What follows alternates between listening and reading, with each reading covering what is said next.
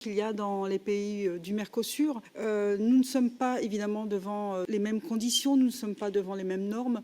Nous, en France, par exemple, nous avons une organisation qui s'appelle l'OFB, qui vient faire des contrôles dans les fermes, des contrôles inopinés.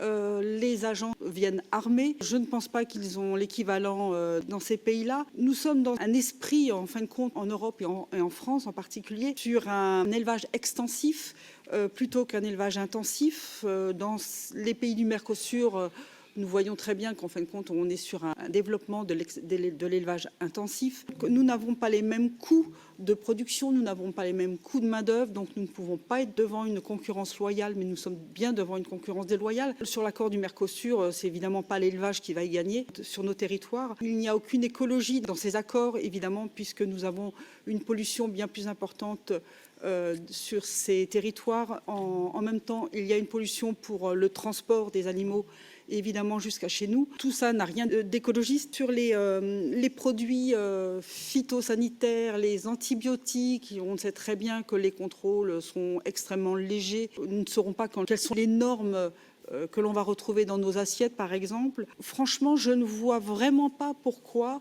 on détruit notre élevage ici sur nos territoires, alors qu'on va faire beaucoup moins bien ailleurs pour pouvoir nous nourrir. Moi, je suis très, très inquiète par rapport à ça. Je suis très inquiète par rapport au bien-être des animaux là-bas. Je suis franchement pas en accord du tout avec cet accord-là, en tout cas. Merci.